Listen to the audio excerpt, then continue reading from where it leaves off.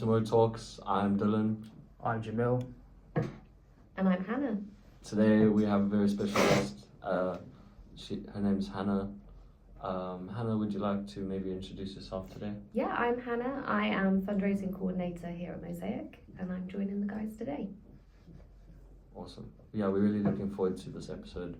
We've been waiting for it for a while. And yeah, it's really cool because Hannah also has a dog, just a little bit of a background. She's got a French bulldog, which is really awesome. Yeah. Because I also have one.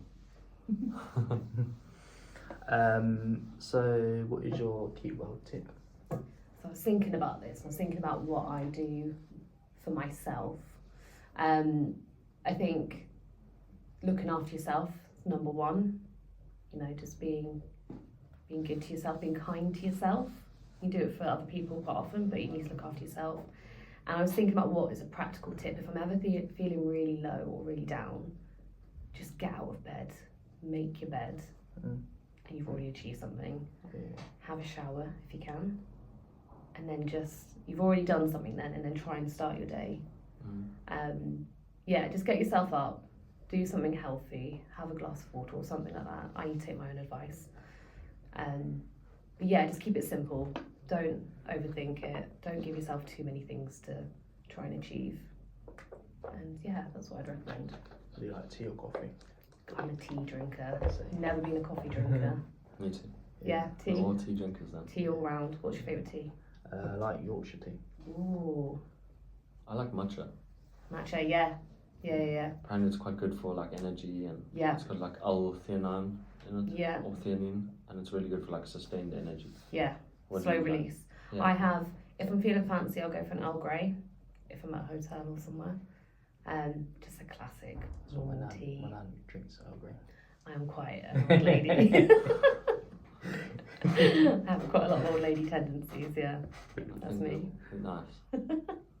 Would you mind sharing like how your dog has impacted your own mental wellness? Yeah, so I've had pets in the family, dogs, since I was 3 or 4. I think we got our first dog. So I've always grown up with dogs, so I know the impact that dogs can have. You get out and walk them, you know, you're responsible for something. And my sister adopts and fosters dogs, so we've had that into my 20s. And now that I'm in London, and I'm in a place now where I could have a dog, I've got myself my little rescue Frenchie. It's just brilliant. It gets me out, it gets me going for a walk when I'm feeling a bit flat or a bit low. She's always there to like pick me up, and she always has energy. After a long day at work, you just want to sit on the sofa, but she's ready to go, and next thing you know, you've done an hour around the park. It's huge. It's really important for mental health. If you can, you know, get a dog. If you can't, get a plant. Look after something, be responsible for something is a really good tip that I've had. Or borrow a doggy, walk with friends that have got dogs, go with your friends. I think she's been a huge bonus for me, and yeah, I love her to bits. I'm sure you do. Well. No, sorry, the reason I was laughing earlier is just that like you're saying how energetic they are, which is true, but they also can have like be really lazy. Like Katie that is right there, and she's just fallen asleep on her teddy. Yeah, she's just fallen asleep. Yeah, they very much mirror ourselves, I guess, aren't they? They can be cozy and low energy. They can also be like, let's go, true. High energy, zoomies. Very like a companion and a lot perfect companion. Yeah. Always there for you. They can read your emotions as well. So I feel that when I'm feeling a bit low, she knows that I need cuddles and just some attention. And yeah, she's changed my life for the better, and my mental health has improved dramatically. Highly recommend being around animals, nature, that kind of thing. And she's sighing because she's got a very hard life down there. Okay, so what inspired you to work in Mosaic and mental health, and how has your journey been so far? So I've been with Mosaic since April of this year, so I'm coming up to 5.5 months now. I've always worked in fundraising, so I started off in theatre. I moved to a youth arts charity. I then moved to a museum that was like family orientated. Then I worked for a homeless charity. So I knew that I wanted to use my fundraising skills in mental health or move into that area. This job came up, I live locally, I know the area, I know the people. So I just really thought my skill set would work really well here. I love everything that Mosaic stands for. I love the work that we do here. I really stand by what we're doing. It's really great the way that we work in Mosaic side by side. So everyone, all of you guys, everyone's my colleagues, we're all the same. And for me as a fundraiser, you're often away from the work that you're fundraising for. So you talk about it, you write about it, you ask people to support and donate. Here, I'm here with you guys. I'm in the same office, we're sat next to each other. We do things like this together. So I can really tell the stories of how the work we do here impacts you guys and everyone. Yeah. So I think the whole layout and how we work here is just not judgmental. Because non-judgmental. There's no office politics. It's just a lovely place to work. Everybody's here for the right reasons. Everyone's here to just better themselves and to feel better and to just learn and improve, and you might have a low down day and there's no expectations. You just show up if you can, do what you can. It's just a really supportive environment. It really drew me in. So long may it continue. Yeah.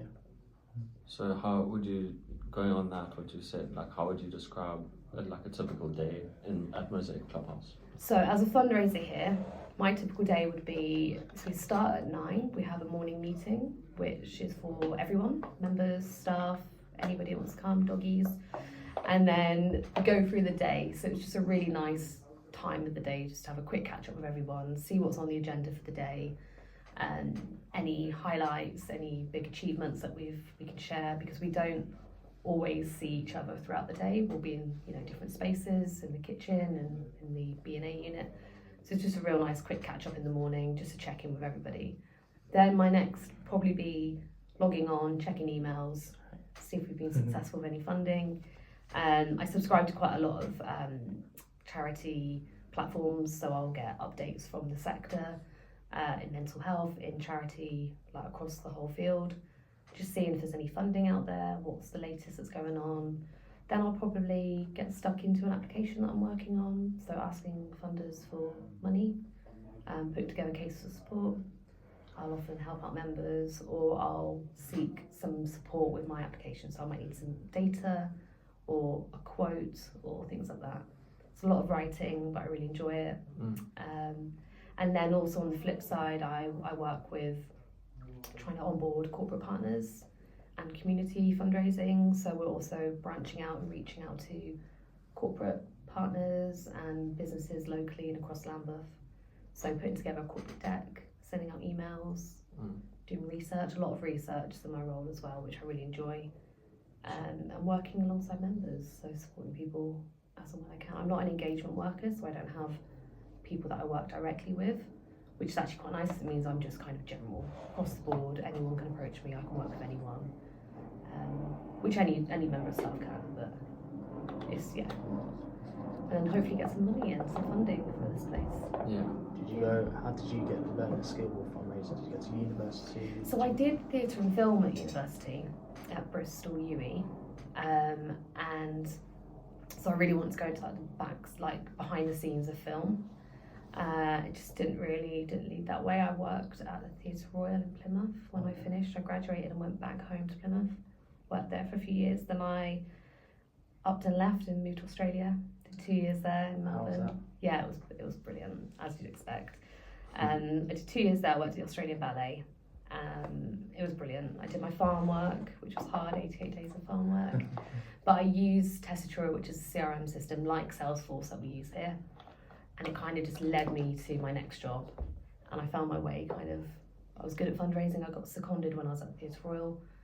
So I got taken across to development, which is another word for fundraising. And I just found my niche there. I could connect really well with people. I can tell the stories. I can really share the charitable messages, things like that. So I've kind of built on that over the years. I found myself here, which I'm very happy with. That's good job. Yeah. And in your typical day, yeah. like how would you support a member at Mosaic? Because I remember there's been times, for example, with me where I needed support with.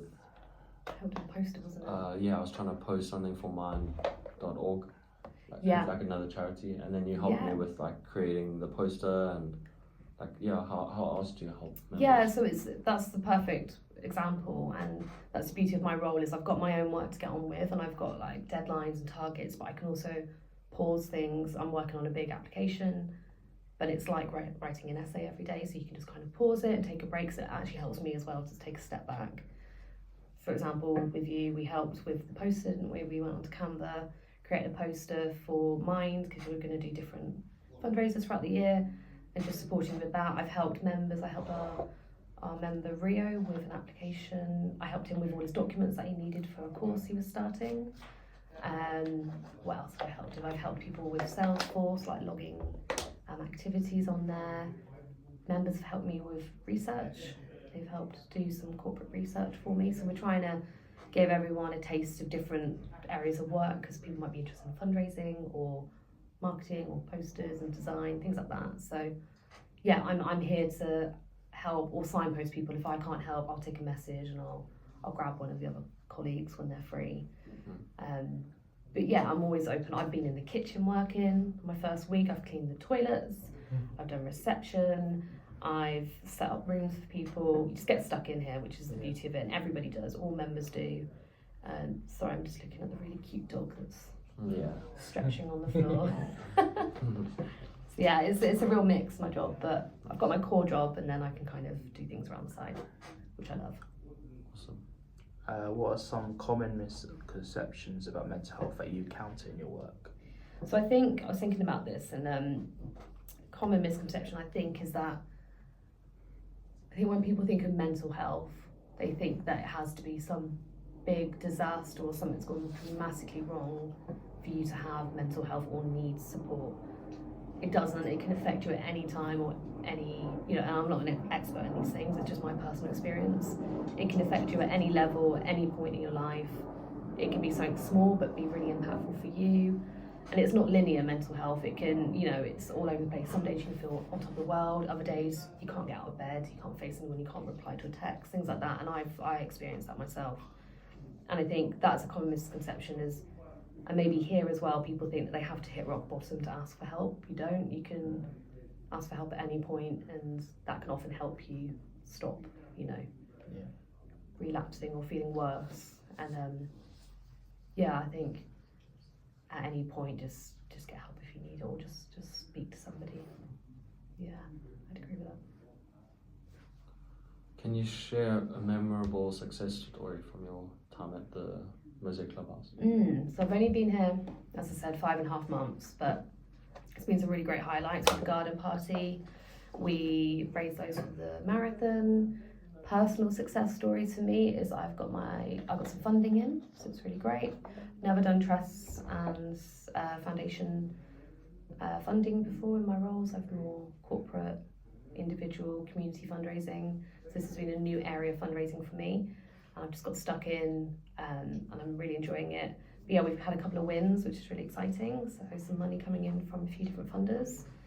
And then I think another success story that I've seen in the members is we had a house meeting yesterday, and just seeing everyone achieve, different levels of getting onto courses or starting new hobbies or achieving different things. I think there's little successes happening all the time, which I think we really just need to celebrate and champion.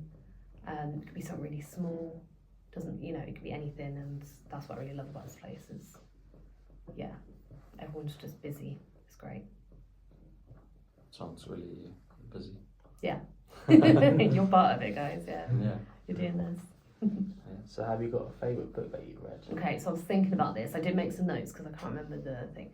So I'm a podcast listener, so I'm always listening to podcasts, so I'm very bad in that I don't read books as much as I should. I've always got a book on the go, but I couldn't say what book I've read. So for me, it's more non-fiction, self-help kind of books I find really speak to me better. There's a book by, I don't know, I want to say his name right, Matt Haig, Haig, Reasons to Stay Alive.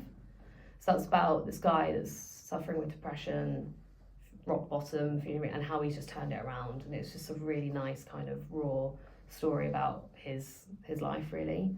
So that's quite a hard-hitting one. I've also stopped drinking, which I'm really proud of. Alright. So I'm on 11.5 months of no alcohol. Oh, that's good. Actually, that should have been one of my top tips, is to try and do something like that if you can. Start exercise or cut down on something. And there's a book called The Unexpected Joy of Being Sober by Catherine Gray, and it's a really nice book to read, kind of encouraging, just to help you get through it. Because a lot of things, a lot of social things around going to the pub and things like that. So it's just nice reading something where people kind of get you. And then just like a classic fiction one, not a classic but a modern one, Girl on the Train. I think it's because I read it when I was living in Australia, so years ago now. But I was commuting in and out, and I was like, oh, I'm the girl on the train reading The Girl on the Train. It was quite fun, and I read it from start to finish. It was my commuting book, and when I read it, I was like, this is going to be a film. I know it's going to be a film. So it's about a woman that's has a breakup, and it's kind of like a psychological thriller. It's a film with Rosamund Pike, I think it is, isn't it? Okay. And oh god, I forget the girl's name. I can't remember the lady's name. Anyway, you'll know it when you see it. And yeah, it's really good. It's just a good kind of twisty one. It's a lady who commutes in, has like a double life, and things. So yeah, it was just a nice read. So yeah. And what is your favourite TV series? Okay, so it's kind of like a silly guilty pleasure. I love Death in Paradise. Okay. Have you watched it? Not myself. No. I've heard about it. It's just a really silly crime BBC drama that's been going on for years now. It's a spin-off, isn't it? Yeah, Beyond Paradise, which is set down where I'm from. They filmed it down near, like in a little fishing town near me down in Cornwall. It's just about like in the Caribbean, isn't it? Yes, Death Paradise in the Caribbean, Saint Marie, and it's just silly kind of, I shouldn't say silly murders, but it's a British detective out there, and they come across all these different, and it's loads of stories. I think I just like it because it's where it's set, the visuals, it's just beautiful, and it's just a bit of funny, light-hearted humour. I can put it on, it's quite comforting to watch, really easy viewing. So I recommend if you fancy something silly. It's got lots of like cameos by loads of like TV stars, and it's a silly, easy watch. But yeah, BBC, watch it. I like it. Yeah, we should maybe do a review on that. You should do a review of everyone's books and and TV shows and stuff. Yeah. Find one you like. Yeah, true. I did that, yeah. That would be cool. Did you start watching Night Sleeper? No. That's just good. Yeah. Yeah. What's that one about? It's about a kind of an undercover spy, undercover. I do that. Who is it? It's the guy. I can't remember the name. I know about. Because it's so basically quite big, they find a detonator in the driver's compartment. And they're trying to get everyone off the train. Basically, it starts. This is new, isn't it? Yeah. Do you know what I heard? So it was on my podcast yesterday. I think I was listening to, and they were like, "Yeah, I've just heard this," because I was like, "Right, I need to add it." You reminded me now to add it. Yeah. Because it was like on because I was like, "Oh, how do I watch it?" And they said on BBC iPlayer, stream it now. Yeah, and it was saying. You stream all of it, but it's also weekly as well. Yeah, and it's on like the underground, isn't it? Or something. And they're like, oh, "How are we going to get off the train?" And like, going to Scotland. That's it. Trains, Night Sleeper. That's so funny. Yeah, I literally heard the advert. I think yesterday or the day before, and I was like, good, right, okay, you recommended it to me now, so I'll give you my review next time. Yeah. Very good. What's your favourite hobby like? So favourite hobby is when I have the energy to go is swimming. Love a good swim. If I try to go to the gym, I will give up after 15-20 minutes, but swimming, I can swim 40 minutes non-stop. I'm not quick, I'm not great, but I can do it. 40 lengths, half an hour. Nice. I love it. It's really good actually thinking time as well, because you just concentrate on going up and down the lanes. Yeah. So I find it really calming, really soothing. First thing in the morning, I don't know when I've ever done that, or in the evening. I also love getting out for walks, getting out into nature. I need to do it more. I've got my little doggy now, so we can get out. I went to Brighton last weekend, just packed a little bag, me and the dog jumped on the train, sat on the beach. It's just the rocky beach or the the pebbles. It's the pebbles because the dog-friendly areas further down. Yeah. So it's quite funny watching It's 'cause I her realised experience that, the pebbles. Mm-hmm. So I realised I was reading a newspaper and it had like a picture of Brighton but it had a sand on it. I was trying Yeah. to think Where's where's that? Yeah. Yeah. Well, we went down further down from the pier, and it's got all the little ripples in the pebbles, and we were falling down. It was quite a sight, but she wouldn't go in the water. But yeah, just getting out, getting for walks. Yeah, I love it. Really good. And then also crafts. I'm a little crafter as well, so I like to sew. I had an Etsy shop years ago that I'm trying to revive. So making little bags. Hi, doggy. Hello. She needs to show on camera. We need to get her up. Yeah, we We'll need to scoop get her her up. Now that we're talking about doggies. Has she made an appearance before? Once or twice. Look at your little face. Look at your little face. She's beautiful. Oh. She's my service dog. She is. She's Emotional your support. therapy. Yeah. They listen to all sorts. Sorry. Yeah, they're great. Highly recommend. So maybe Hannah, do you have any like questions you want to ask us at all? Yeah, so I think, oh, hello again. I think my questions to you guys would be, how do you deal with your mental health? Like, what are your top tips? How do you get through difficult times, or any top tips that you can give to people, to me? Yeah. Do you want to go first? Yeah, I'll go first. I either talk to my mum or my if it's like a work situation, talk to the manager. Yeah. Or if it's at home, and probably I either speak to a friend or Yeah. I speak to my mum or my dad. Someone you trust. I feel that I can previous like mental health situations from now recognise where I'm feeling down and I need to because I was taught how to recognise these signs and Yeah. stuff. So yeah, or I just listen to a movie like on radio or a podcast or Yeah. something funny on YouTube or something, and just try and deal with it. If it's like a health situation, I'll speak to my GP about it. Yeah. My GP is quite like really supportive, like mental health wise. He helped me through previous times. Oh, that's really good. Just give me advice and stuff, so that's quite good. That's really good that you've got someone. But yeah, music, podcasts, talking to family, friends, go for walks if I need to, just get out of the house. That's it. Change of scenery. Mm. It's a really good one. Or go for a jog or something like that. Oh yeah, that's good. I would say for me, I think Jamil was spot on about like saying like it's keeping busy and changing the environment. Yeah. So Mosaic is a great place because I get to do like a podcast, I can bring my dog, Yeah. can keep busy, and also I like to go to the gym in the morning, so I started doing that for like 3 weeks. Brilliant. Every day. Well done. So I don't do swimming yet, but I do like sauna and then like a little bit of weights, and then there was something else. Oh, like socializing, Yeah. like trying to just Yes. speak with Whoopsie. That's my dog. Sure. So like socializing with people, like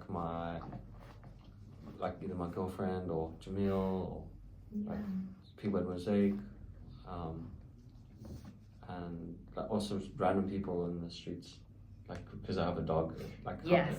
it brings up a lot of positive emotions Yeah. in most people. So like I can speak to like random people about things, and now she's got a service dog collar, so it attracts Lots of people. Conversations. Yeah, isn't it? conversations about like mental health and stuff like that. Yeah. So also quite like art. Yeah. Yeah, I appreciate it, and Yeah. music and podcasts, like creative things as well. A good one to do is like to go to museums or to art galleries. A lot of them are free around London as well. Yeah. So just put on a nice podcast, go for a walk, end up at a museum or somewhere. That's a Spend great half idea. an hour and just go around and just have a nice afternoon every now and again. Yeah. I need to do that more. I need to just take an hour or so. Lots of things are open later as well. There's some like late nights at like the Tate and stuff Nice. that you go to. There's one other thing, like traveling. Yes.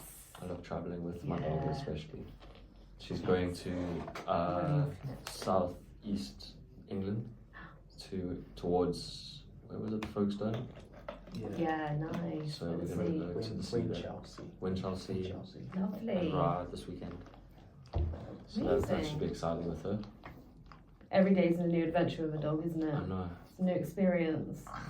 And she has no idea that it's coming. That's the beauty, isn't it? They just Yeah. don't know, and they're so keen to go. That's Yeah. like, that's what we need to take from them. Is like, yeah, let's just go. Let's just, Yeah. let's It's just like the movie do it. Yes Man. They're like Exactly. Yes Man. They're like yes dogs, aren't they? Yeah, yes dogs. Dog. Shame. Well, yeah. Any other questions? What does a usual day for you guys look like? What do you normally get up to? So I wake up at around 6 o'clock, 6:30. It's quite early. And I go to the gym, take my dog outside, feed her. If I don't have like therapy or something, like come to Mosaic, podcasts, tasks for my family. Then what else? Sometimes I volunteer at a charity shop. Oh, cool. So that's only been like for about, I've only gone like 4 times now, so it's quite new. That's good. But like changing my routine, trying to keep it healthy. Yeah. Then what else? Like walking my dog in the park.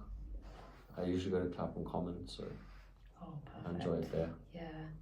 And then yeah, just looking after my dog during the day Brilliant. mainly, and then keeping busy with, I don't know, trying to keep stimulated or. Yeah. Honestly, I do take naps during the day, like at least 2. That's okay. Yeah. We all need a little nap every now and again.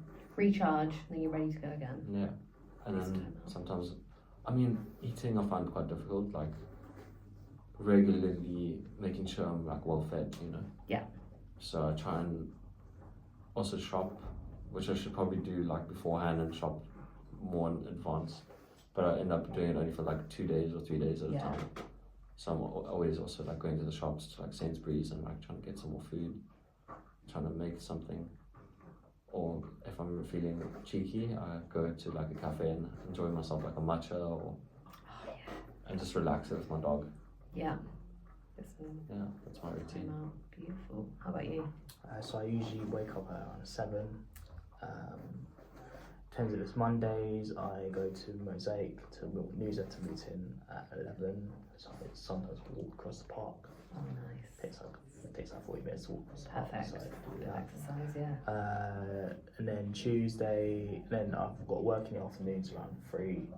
And then Tuesdays I do writing online writing workshop. Cool. And I do radio shows as well on Amazing. online radio. So I do that. And then obviously podcasts Monday and Thursdays at 11:30. And then yeah, I just do writing as well. I do creative writing, so I do like TV Brilliant. series and Cool. books and stuff. I'm just trying to find like a publisher that's can Yeah. publish it and film That'd be it and great. stuff. Yeah. So I do writing just to Writing's It's a really good, it's good one, really isn't good, it? yeah. Yeah. Get It's it good. all out onto paper. really good therapy and stuff like Yeah. that. Especially sometimes when you've got lying in bed and you're reading. Always Yeah, keep an a idea notebook. comes up. Yeah, keep a notebook by your bed, because sometimes if you've just got something in your head that's going round and round, get it on Yeah. paper, get it out of your head. Yeah. Or you've got that $1 million Or that idea. dream that you have. That like- that random dream that you're like, I need to remember this in the morning. Yeah. Highly So, recommend. But yeah, and I try to go to bed around 11 and then wake up at 7. That's good. But if I do feel tired, I might have like a little Little half an hour more in bed. But I like to get up and just do things. Yeah. And It's good to keep a routine. yeah. I found that when I let a routine slip, then I find that I can spiral a bit as well. So I do find it hard sometimes in the holidays and stuff. Yeah. When I'm off work, yeah, it's like you got to find out what to do in the afternoons. And also Yeah. I came here in the summer in the Perfect. afternoons and stuff and Do just do that. brilliant. Okay, one more from me. What is your top tip as 2 young guys at a mental health place? What would be your top tip to other young men for their mental health? What would you suggest? What key thing have you learned? Because I know you did the workshop, didn't you? You did a Yeah, mental so health the workshop. workshop we did with a men's workshop, so it was good to talk to other men about Yeah, it's like really certain important. situations. I think it's kind of hard now to have a platform for men, even though it's like men's radio shows and stuff like that, but it's not really talking about mental health and stuff like that, because they got these women and they got women's out and What about you guys? yeah. So my tip will be don't be afraid to tell how you feel, even if you don't know how you feel, but better to tell someone before it's not too late, but obviously it's it affects your and you don't know how it could help somebody else. Hearing you say that could give them the encouragement to speak out themselves, or they could be like, that's how I feel. Thank God you said that. And also, like, when I came to Mosaic first, I was a bit nervous. I was like, and then I made friends with straight. They were all happily open arms to me, and I just felt welcome. And stuff. Exactly. But also it's keep active and just keep. You do the football club. You do the football group, don't you? Yeah. I do football. We do football Wednesdays, and we do Mosaic football as well. Brilliant. So it's good. It's good to keep active and keep busy. But sometimes it's always not to be over busy. Take time for yourself. Don't burn out. Have some time, like you said. Just look after yourself. Because that's what happened to me. I had too many things. And I was then you have like a bit of a moment. Yeah, you just need to look after yourself. How about you, Dylan? What would you recommend? I would say like being in touch with your sort of like feminine side. Yeah, 100%. I think that's really it's helped me, like with, for example, I enjoy skincare. Yes. So like that may be seen to some people as like quite feminine, or you've got skin as well. You need to look after it. Yeah. Why wouldn't you? Journaling, like Jamil said, like creative writing, like things like that, like maybe making like a collage. Yes. Like being creative. You don't have to be very like good on the computer, or like, I don't know what's seen as really masculine these days, but like you don't have to be going to gym and be like really big, Yeah, exactly. You can also be whoever you are as a person, and everyone's a different shape, everyone's a different size. So just be like trying to be happy with who you are. Yeah, just don't try and be someone else that you're not. Just be your own person. Yeah, that's perfect. Don't look up to. You can look up to people. Don't try and be that person. You need to emulate them. You can take things from people that you like. Take hints and tips, but you don't. You're your own person. No one else can be you. You have to feel confident. Your confidence will come. Confidence will come. Like naturally. Confidence will come naturally. I think that's perfect advice, guys. Yeah. Thank you very much, Mo. Is that it? Thank you. Thank you, Mo. Thank you for listening to Mo Talks. Thank you, Hannah. Thank you, guys. Enjoyed this. Like, subscribe to Mosaic Clubhouse channel. Thank you very much. Thanks. Goodbye. Bye.